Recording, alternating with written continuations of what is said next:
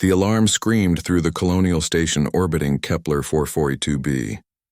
Lieutenant Sarah. Chen was 3 drinks into her shore leave when the emergency broadcast cut through every speaker in the bar.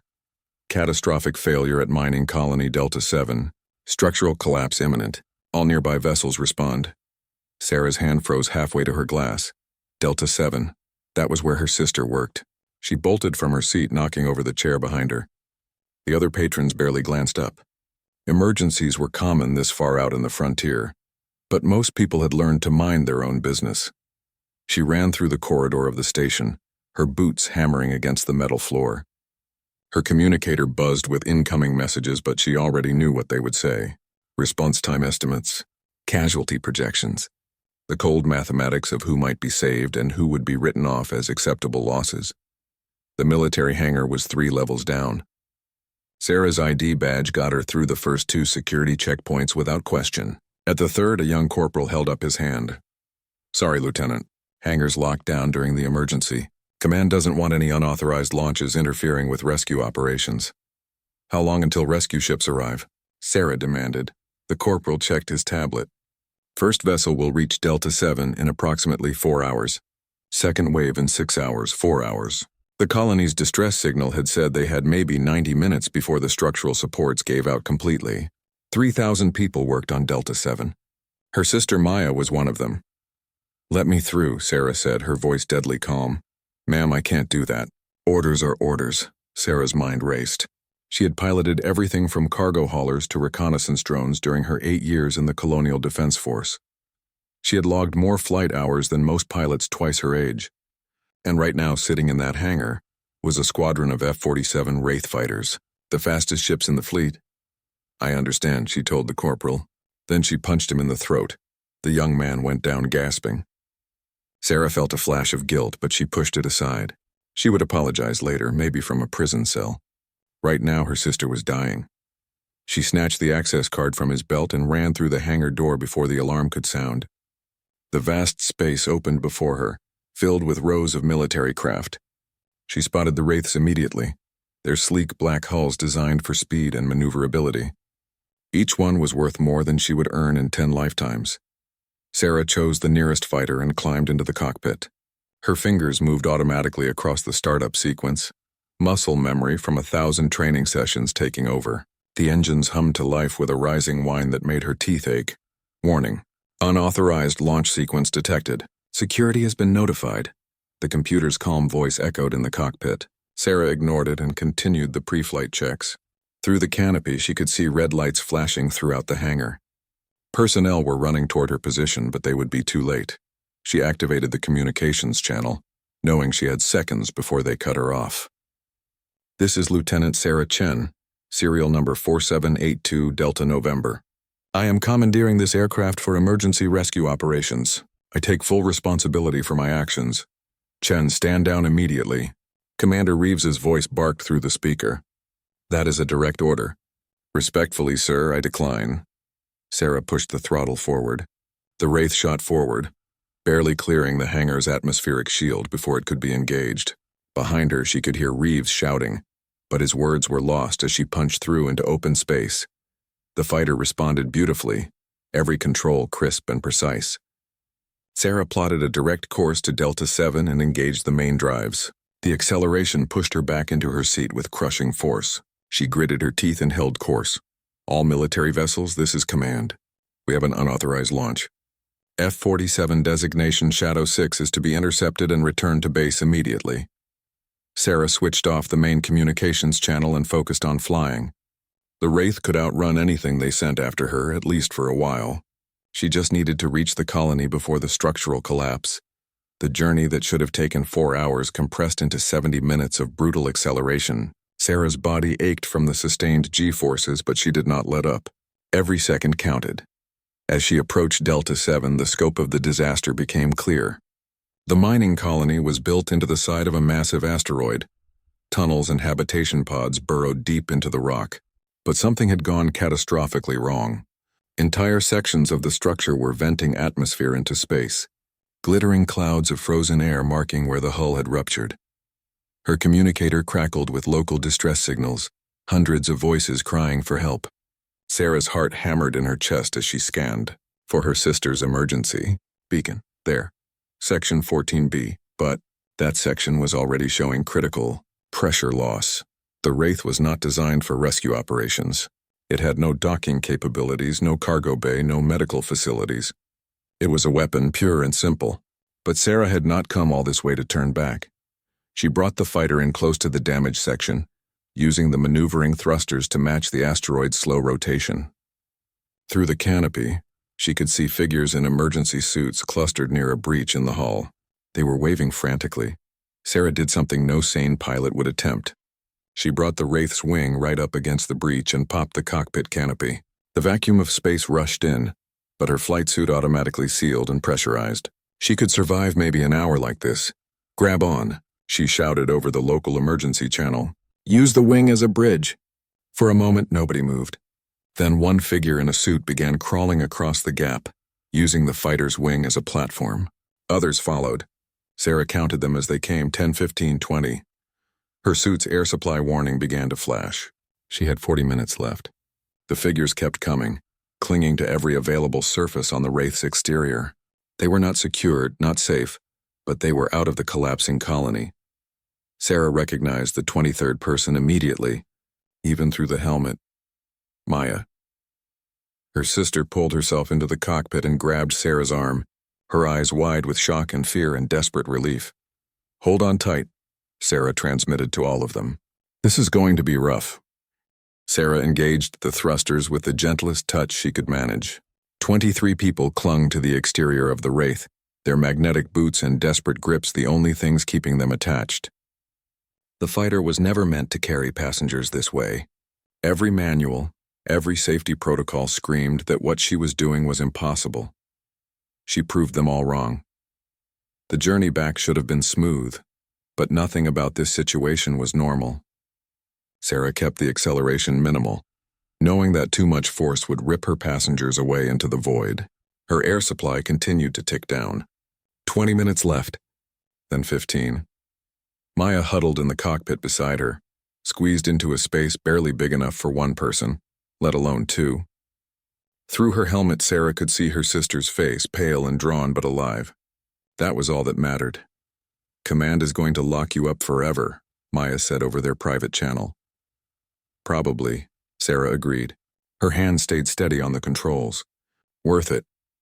You are the dumbest, bravest person I have ever met. I love you too." The emergency channel suddenly exploded with activity. "Unidentified fighter, this is Captain Morrison of the CDF rescue vessel Steadfast. We have visual confirmation of your position. What is your status?" Sarah switched to the channel. "Captain, I have 23 survivors from Delta 7 attached to my hull. I need immediate support for safe transfer." There was a long pause. When Morrison spoke again, his voice carried a mix of disbelief and professional composure. "Lieutenant Chen, is that you?" "Yes, sir." "You are aware that every regulation in the book says what you are doing should be impossible?" "I noticed that, sir. Hold your current course. We are matching velocity now. Do not attempt any further maneuvers." The Steadfast appeared on her sensors, a bulky rescue vessel designed for exactly this kind of operation. Unlike her stolen fighter, it had proper life support, medical bays, and most importantly, a way to safely retrieve people from space. The next 30 minutes were tense. Rescue teams in thruster packs flew out from the Steadfast, carefully moving each survivor from the Wraith's hull to the safety of the rescue ship. Sarah watched through her canopy as they pulled Maya away first. Her sister looked back once, raising a hand in farewell or gratitude or both. When the last survivor was clear, Sarah finally allowed herself to breathe. Her air supply showed 4 minutes remaining. She had cut it closer than she realized. "Lieutenant Chen, you are ordered to dock with the Steadfast," Captain Morrison said. "We will tow your fighter back to base." Sarah considered refusing. She could run, disappear into the frontier colonies where the CDF's reach was weak, but that would make her a deserter. And despite everything, she was still a soldier. She had broken the rules, but she had broken them for the right reasons. She would face whatever came next. The docking procedure was simple compared to what she had just done. Once the Wraith was secured in the Steadfast's cargo bay, Sarah climbed out of the cockpit on shaking legs. A squad of armed security personnel waited for her. They looked uncertain, as if unsure whether to treat her as a criminal or a hero. "Lieutenant Chen," the squad leader said, "you are under arrest for theft of military property, unauthorized use of military assets, assaulting a fellow service member, and about a dozen other charges I cannot even remember right now." Sarah held out her wrists. "I understand." "That said," the man continued, "you just saved 23 people who would have died, so we are going to make this as comfortable as possible." They led her through the ship's corridors. Crew members stopped to stare as she passed. Some looked angry. Others looked awed. One young ensign actually started to applaud before his superior officer shut him down with a glare. In the medical bay, Sarah was checked over by a doctor who seemed more interested in asking her questions about the rescue than in examining her vitals. When he finally cleared her, she was escorted to a small holding cell. It was clean and well lit, with a narrow bed and basic facilities. All things considered, it could have been worse. Maya visited her 3 hours later. Her sister had changed out of the emergency suit and looked far more composed, though her eyes were still red from crying. "They said you are facing a court-martial," Maya said through the cell's communication panel. "I expected that. Sarah, you could go to prison, real prison, not just military detention." "I know." Sarah sat on the edge of the bed. "But you are alive. Everyone on that fighter is alive. I made the right choice." "The right choice does not always keep you out of trouble." "No, it does not." Sarah managed to smile. "But I would do it again." Maya pressed her hand against the transparent barrier between them. Sarah matched the gesture from her side. "Whatever happens, I am with you. We all are. Every person you saved is going to testify on your behalf. That might make things worse. They cannot have people thinking it is okay to steal military equipment whenever they disagree with orders. Then they should have had faster response times." Sarah laughed despite herself. "You sound like a lawyer. I have been talking to one. A good one. He thinks you have a solid defense." Before Sarah could respond, Commander Reeves appeared at the cell entrance. Maya quickly stood, looking uncertain whether she should salute or flee. "Miss Chen, you have 5 more minutes," Reeves said. His voice was neutral, giving nothing away. "Then I need to speak with the lieutenant alone." Maya nodded and turned back to Sarah. "I will come back tomorrow. Hang in there." After she left, Reeves studied Sarah for a long moment. He was a career officer, decorated and respected, the kind of man who had devoted his entire life to the service. Sarah had served under his command for 2 years and had never once seen him bend the rules. "Lieutenant, do you have any idea what kind of situation you have put me in?" he finally asked. "Yes, sir. I apologize for that." "Apologize?" He shook his head. "You assaulted one of my people, stole a fighter worth 40 million credits, violated about 30 different regulations, and put yourself and others at serious risk. And you apologize? I do not expect you to understand, sir. You are wrong about that." Reeves pulled up a chair and sat down across from her cell.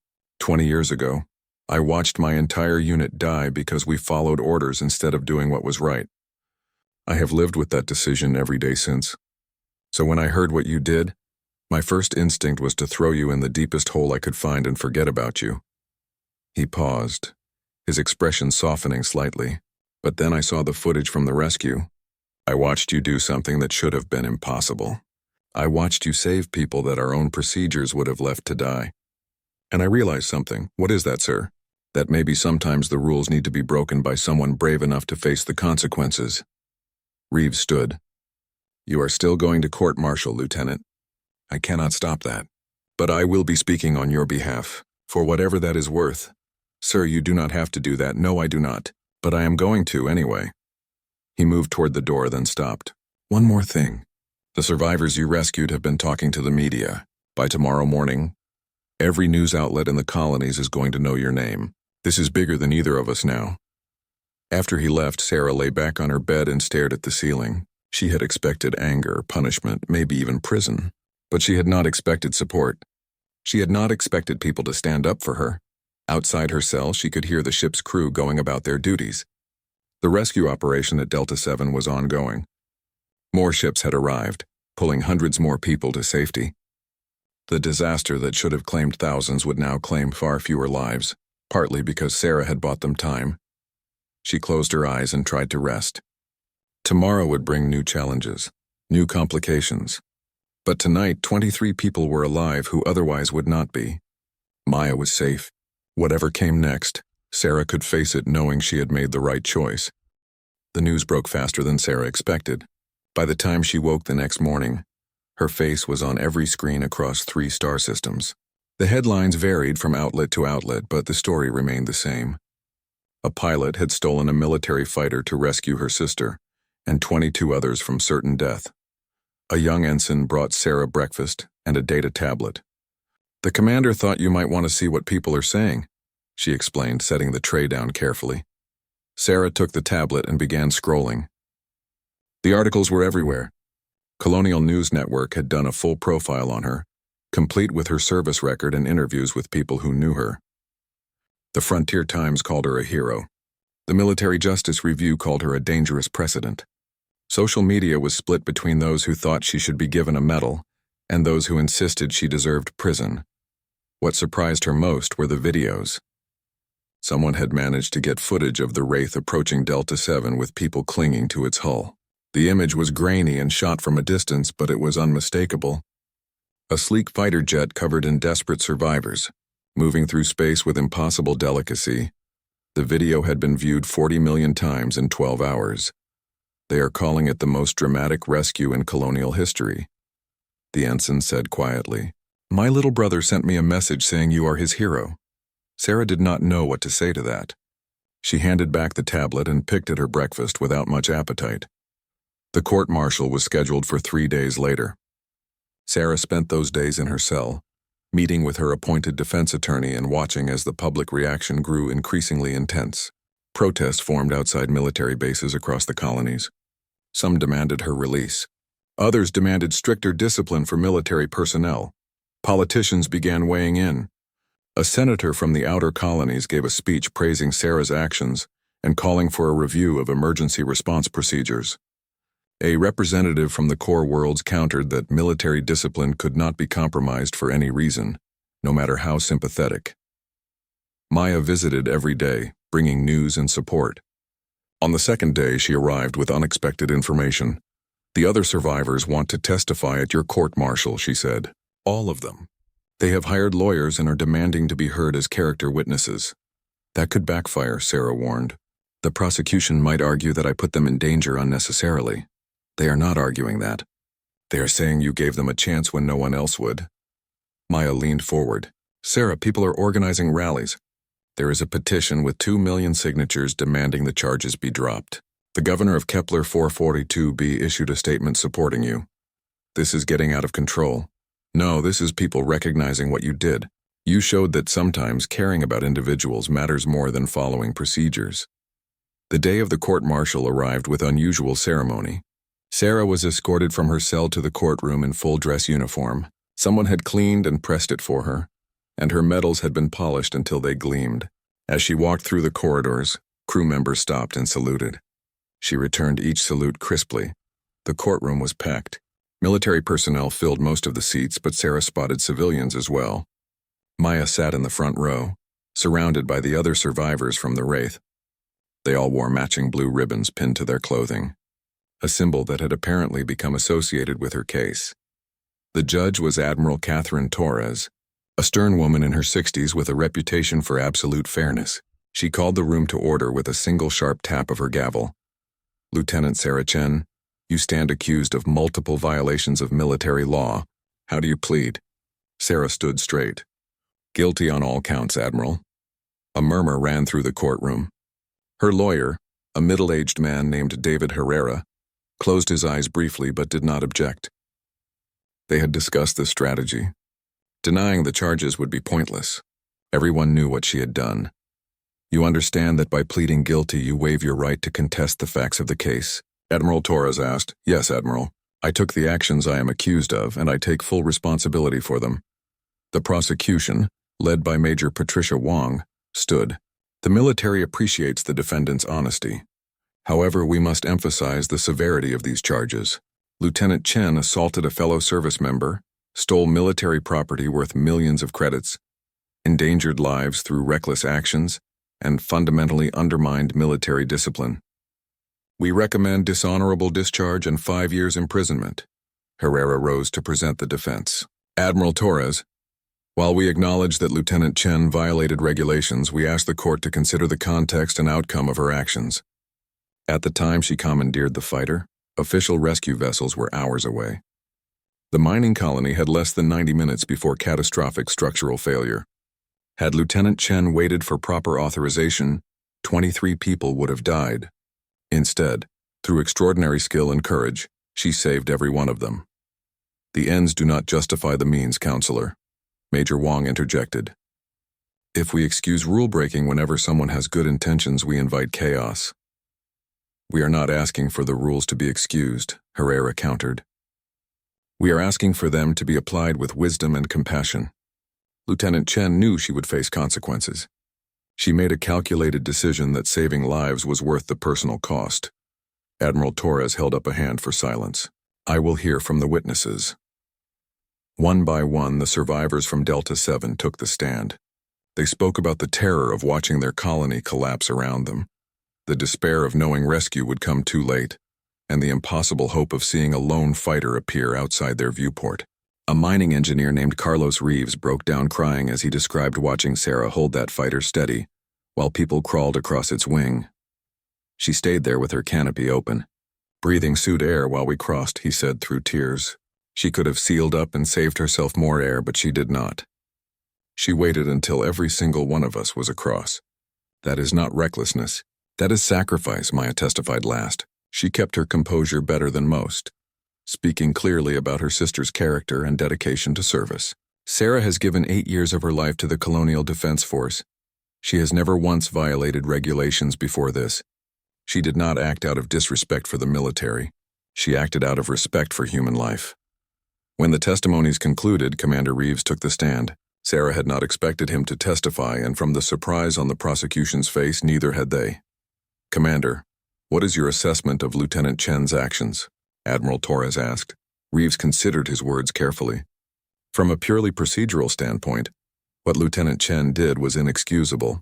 She violated every protocol we have for a reason. Those protocols exist to maintain order and discipline. Sarah felt her heart sink, but then Reeves continued. However, from a human standpoint, what she did was extraordinary. I have reviewed the timeline extensively. If Lieutenant Chen had waited for authorization, if she had followed proper channels, those 23 people would have died. There is no question about that. Our response times were inadequate for that emergency. Are you suggesting that military protocols are flawed? Major Wong asked sharply. I am suggesting that protocols are created by people and people are imperfect. Sometimes reality presents us with situations our rules have not accounted for. In those moments, we need people who are brave enough to make hard choices and face the consequences. Reeves looked directly at Sarah. Lieutenant Chen made such a choice. She knew she would likely lose her career, possibly her freedom. She did it anyway because she valued life over regulations. That is not the action of a criminal. That is the action of someone who truly understands what it means to serve. The courtroom was silent when he finished.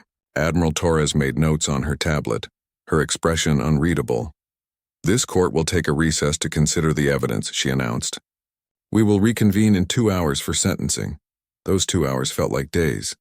Sarah sat in a private room with her lawyer, trying not to think about prison or dishonorable discharge or any of the other consequences that might be coming. Herrera seemed cautiously optimistic, but he refused to make any predictions.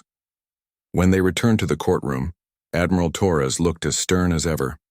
She waited for everyone to settle before speaking.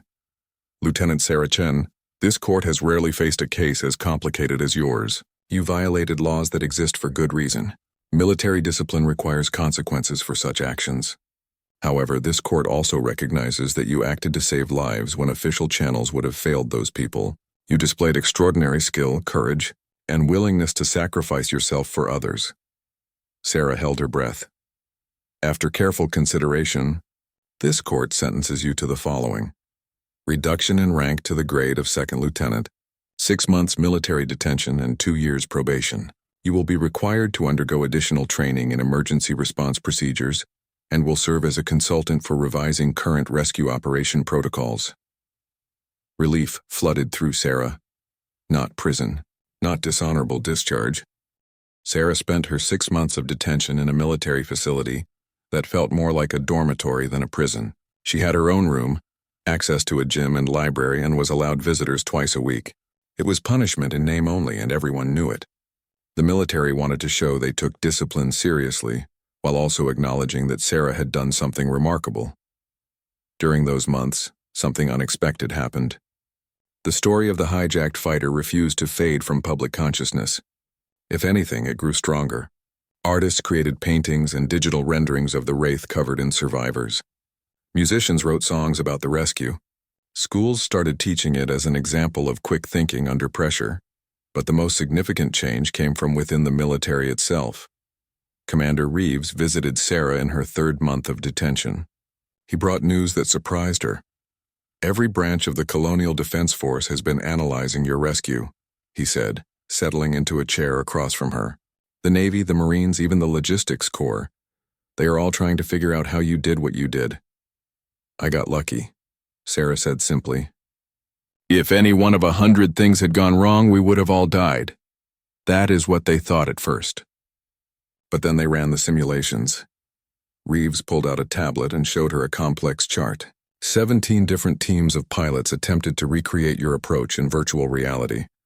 Only 3 succeeded, and they needed multiple attempts. You did it on the first try under real pressure with real lives at stake. Sarah studied the data. What does this mean? It means you have skills that the military wants to understand and replicate. The Navy has already restructured their emergency response training based on your actions. The Marines are developing new rapid deployment protocols. Even the fighter design teams are looking at modifications that would make rescue operations more feasible. They are basing military policy on something I did wrong? Reeves smiled. They are basing it on something you did right. You saw a problem, assessed the resources available, and found a solution that no one else had considered. That is exactly the kind of thinking we need in our forces. Commander, I am still serving detention for breaking the rules. Yes, and that is important too.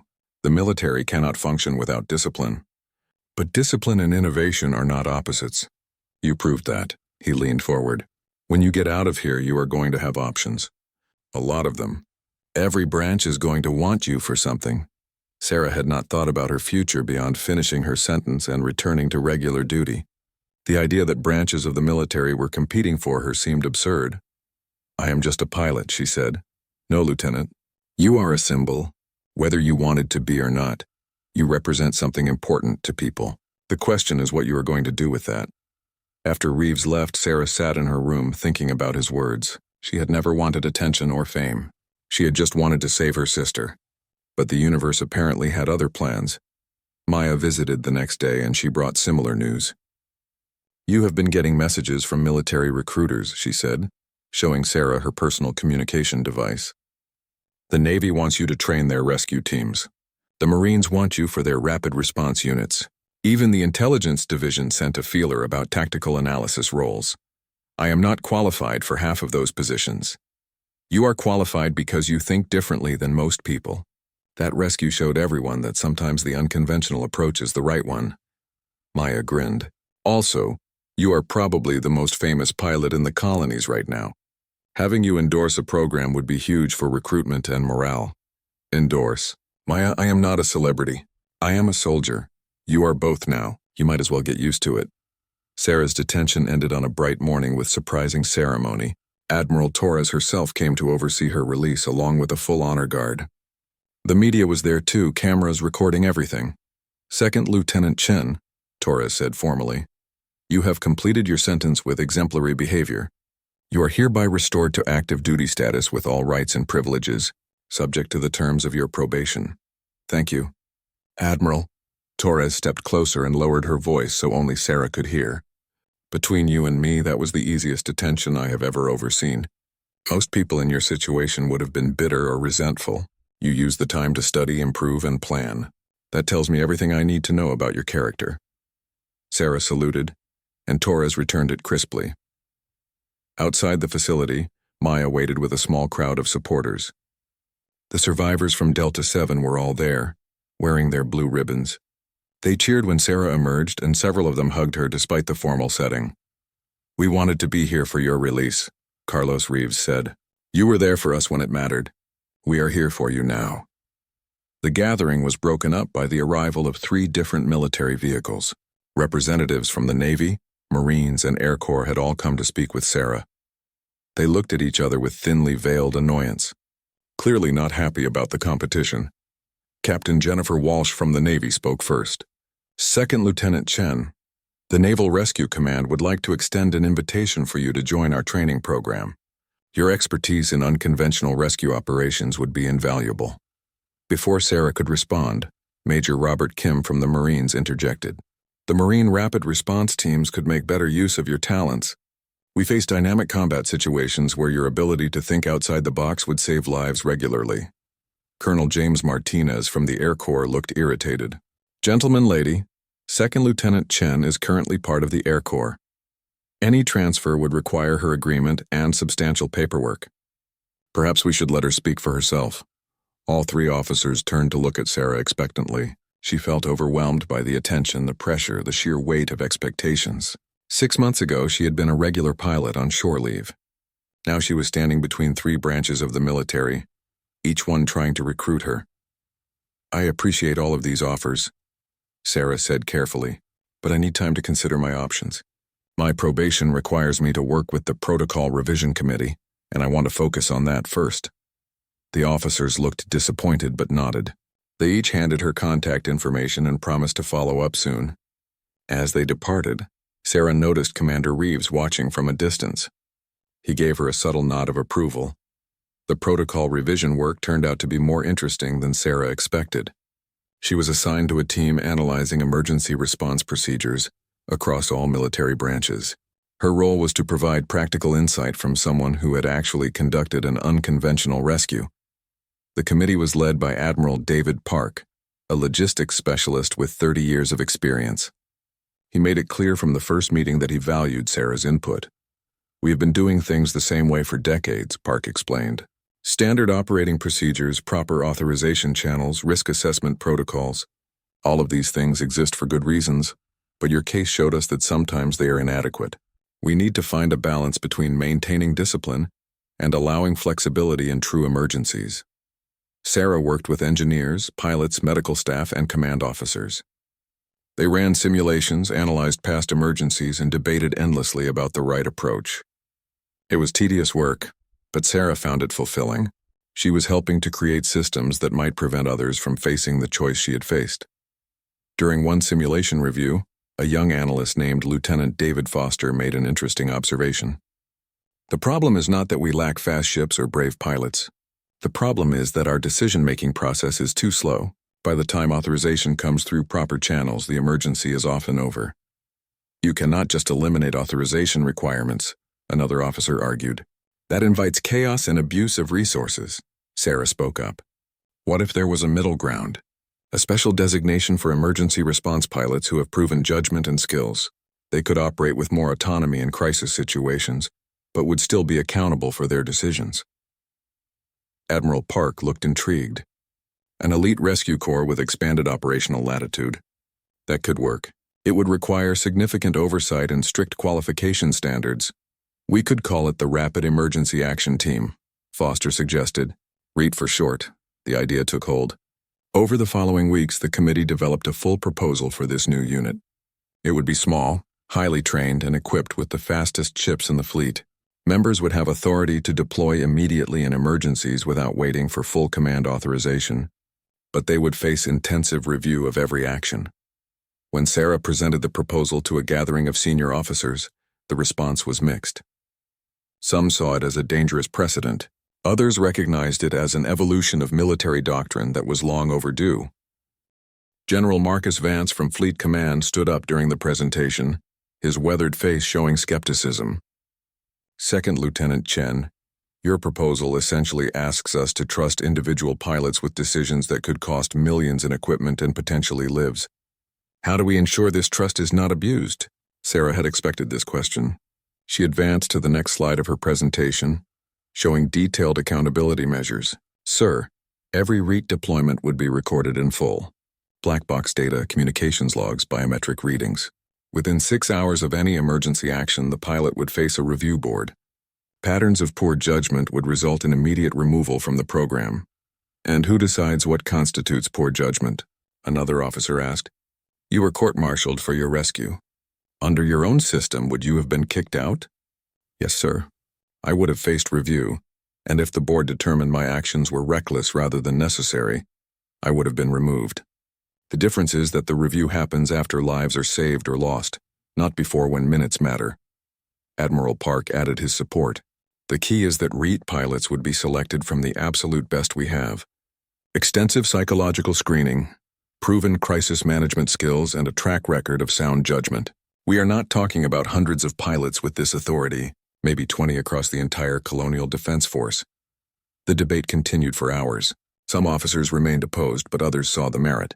By the end of the meeting, General Vance called for a vote among the senior staff. The proposal passed with 62% approval. Second Lieutenant Chen, Vance said, "Congratulations. You have just changed military doctrine. Now comes the hard part, making it actually work." The hard part turned out to be recruitment. Every branch wanted REIT to be under their command. The Navy argued that rescue operations were traditionally their domain. The Marines insisted their rapid response experience made them the logical choice. The Air Corps claimed that since the concept originated from a fighter pilot's actions, they should lead the program.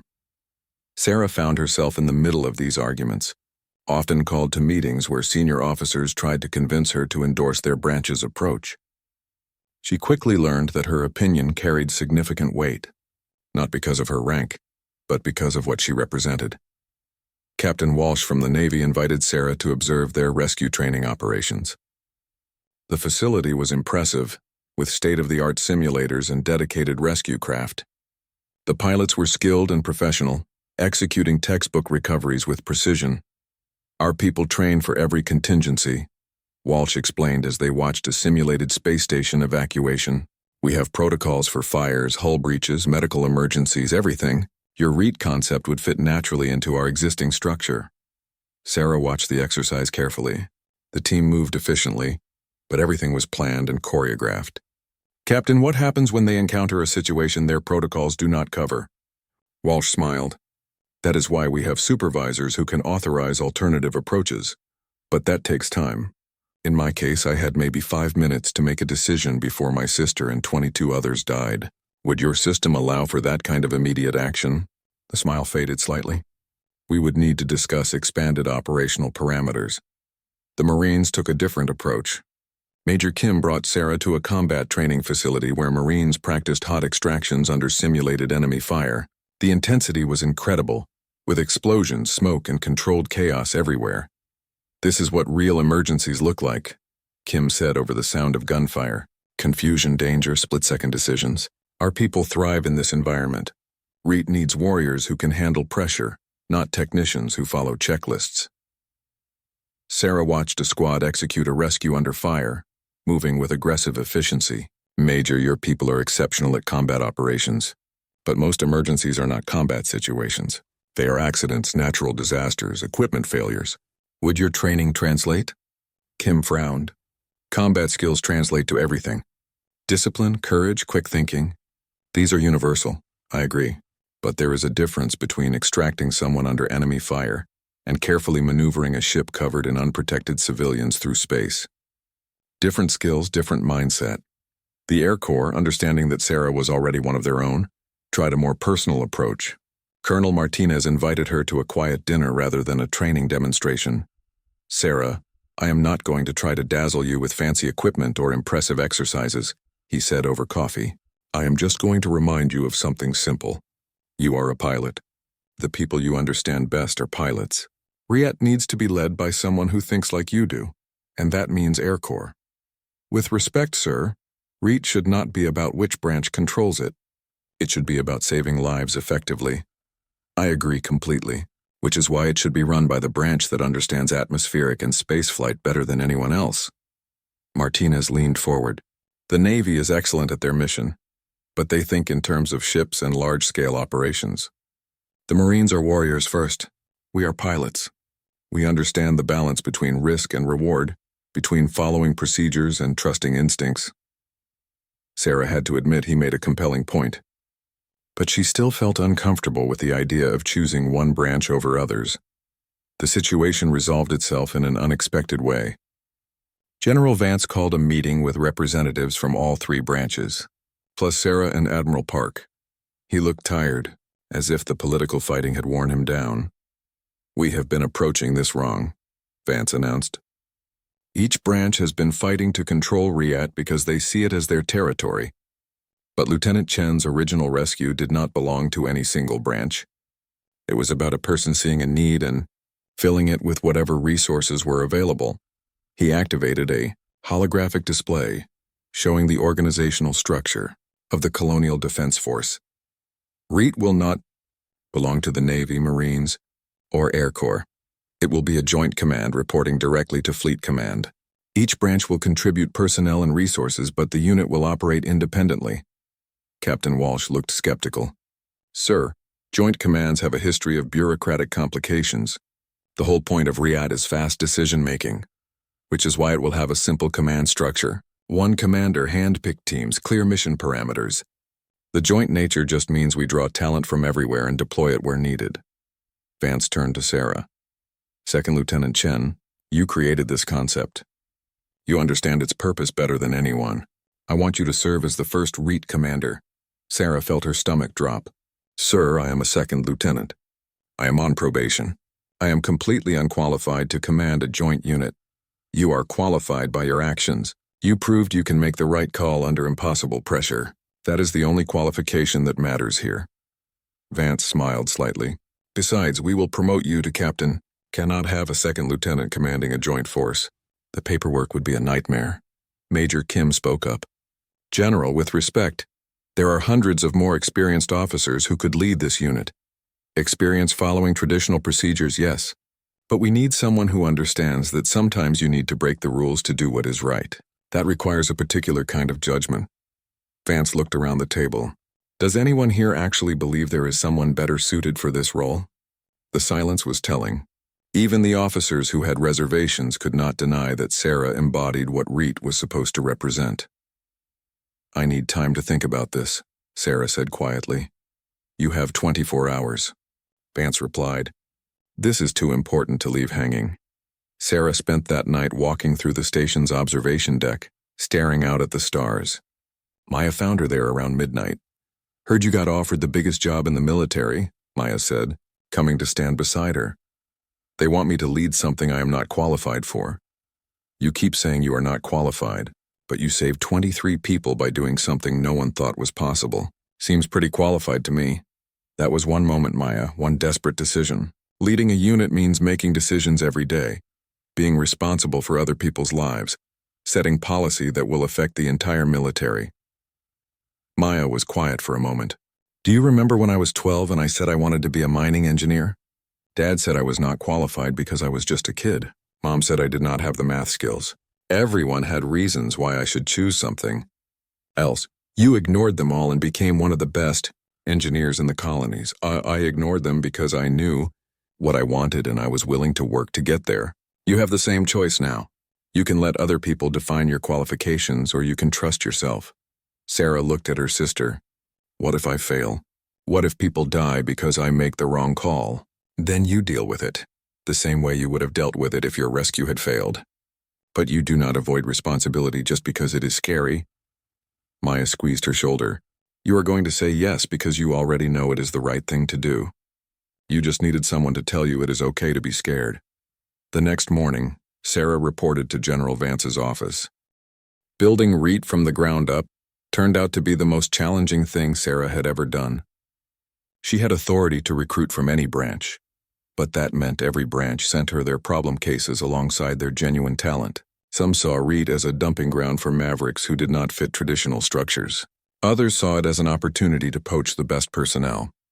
Sarah's first recruit was Lieutenant David Foster, the analyst who had helped develop the RIAT concept. He was young, brilliant, and had a gift for seeing patterns others missed. When Sarah offered him the position of operations coordinator, he accepted immediately. "I never expected to work in anything like this," Foster admitted as they set up their new headquarters on Station Kepler 442b. "I thought I would spend my career pushing data around." "You still will," Sarah said with a smile. "Just data that actually saves lives." Her second recruit came from the Marines. Sergeant Angela Torres had 17 years of combat experience and a reputation for keeping her people alive in impossible situations. When Sarah approached her, Torres was skeptical. "Captain, I am a ground fighter. I do not know anything about space rescue. You know about making quick decisions under pressure. You know about keeping your head when everything is falling apart. Those skills transfer." Sarah pulled up Torres's service record. "You evacuated 42 civilians from a burning colony under active bombardment." That is exactly the kind of thinking REIT needs. Torres considered for a moment, then nodded. "When do I start?" The Navy contributed Lieutenant Commander Michael Zhang, a rescue specialist with 12 years of experience. Zhang was older than most of Sarah's other recruits, careful and methodical. He questioned everything, which made some people uncomfortable, but Sarah valued. "I need someone who will challenge my decisions," she told him during his interview. "If I am about to do something reckless, I need to know. Your job is not to slow us down, but to make sure we are moving fast in the right direction." "I can do that," Zhang said. "But I need you to actually listen when I raise concerns." Deal. Recruitment continued for 3 months. Sarah interviewed over 200 candidates and selected only 14. By the time she finished, she had a team that included pilots, medical specialists, engineers, and tactical analysts from all 3 branches. They were diverse in background but united in one quality. They all understood that sometimes the right thing to do was not the safe thing. Training began immediately. Sarah designed scenarios that had no clear solutions, situations where every option carried significant risk. The team learned to trust each other's instincts and make decisions collectively in seconds rather than minutes. One exercise involved a simulated reactor failure on a civilian transport. The team had to decide whether to attempt a dangerous repair that might save everyone or evacuate immediately, and accept that some people would be left behind. The team split into heated debate.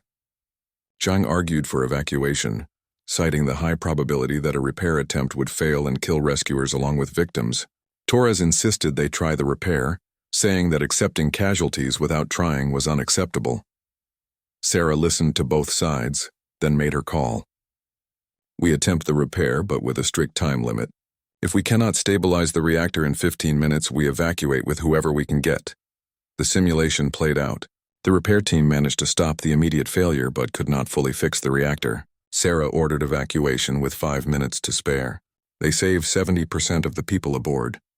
It was not perfect, but it was better than either extreme approach alone. After the exercise, Zhang approached Sarah. "You made the right call in there, but it could have easily gone the other way." "That is why we are REIT," Sarah replied. "We make the hard calls and live with the results. If you wanted safe decisions, you would have stayed in regular rescue ops." "I am not criticizing, Captain. I am just making sure you understand the weight of what we are doing." "I understand. I think about it every night." 6 months after REIT was established, they got their first real deployment. A geological survey ship had crashed on an ice moon in the Tau Ceti system. The crew of 7 was alive but trapped in rapidly deteriorating conditions. Standard rescue would take 18 hours to reach them. The crew had maybe 10 hours of life support left. Sarah assembled her team in the operations center. "We can reach them in 6 hours if we push the engines hard and skip standard safety checks. That is a risk, but it is our only chance to get everyone out alive." "What about sending one fast ship ahead while the main rescue team follows?" Foster suggested, studying the tactical display. "The moon's gravity well and ice storms make landing dangerous. One ship might not be able to extract everyone before conditions worsen. We need to go in with full capability." Torres spoke up. "Then we go fast and we go together. That is what we trained for." The vote was unanimous. REIT launched within 30 minutes, pushing their ships to maximum safe speed and maybe slightly beyond. Sarah led the formation in a modified Wraith, similar to the fighter she had stolen a year ago. The irony was not lost on her. The flight to Tau Ceti was tense. Every alarm that sounded sent Sarah's heart racing, but the ships held together. They reached the ice moon with 90 minutes to spare on the crew's life support. Landing was as dangerous as Foster had predicted. The ice storms created zero visibility, and the moon's unstable geology meant the surface could collapse without warning. Sarah brought her ship down first, using every bit of skill she had developed over 9 years of flying. The others followed her lead, landing in a tight formation around the crashed survey ship. The rescue itself was textbook.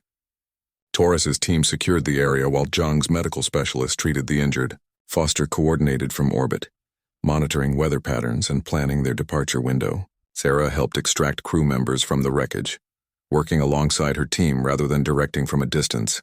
They had everyone aboard the rescue ships within 40 minutes. The departure was rougher than the arrival, with one ship taking damage from debris kicked up by the storm. But they made it off the moon, and the entire survey crew survived. The mission was considered a complete success.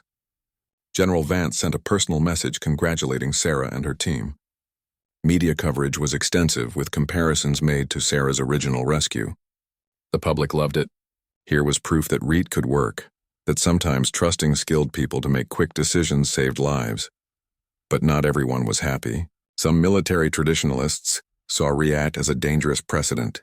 They argued that one successful mission did not justify the risks of giving so much authority to individual commanders. The debate played out in military journals, political forums, and news programs across the colonies. Sarah tried to ignore the controversy and focus on her job. REACT conducted 7 more missions over the following 6 months.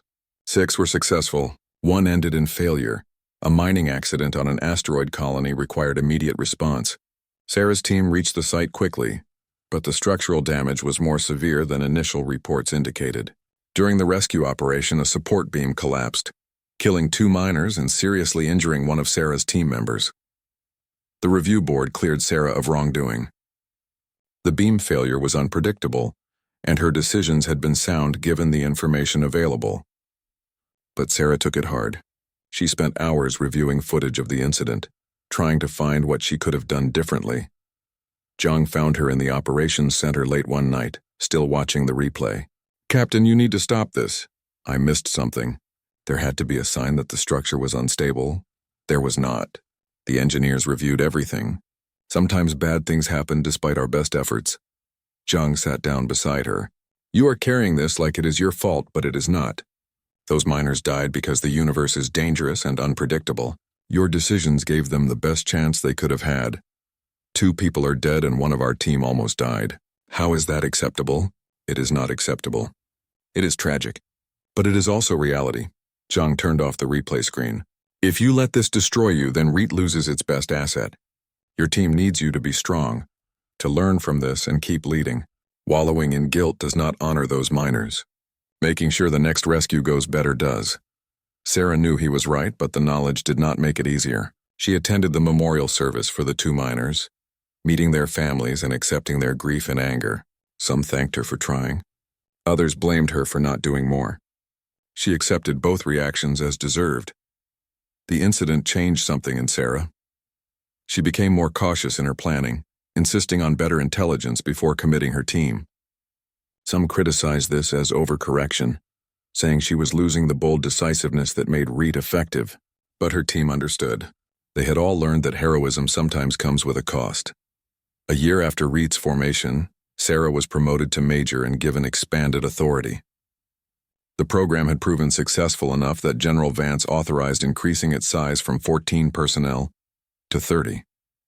Other military organizations and allied systems began developing similar units, all based on the REIT model. Sarah found herself traveling across multiple star systems, consulting on emergency response programs and training new rapid response teams.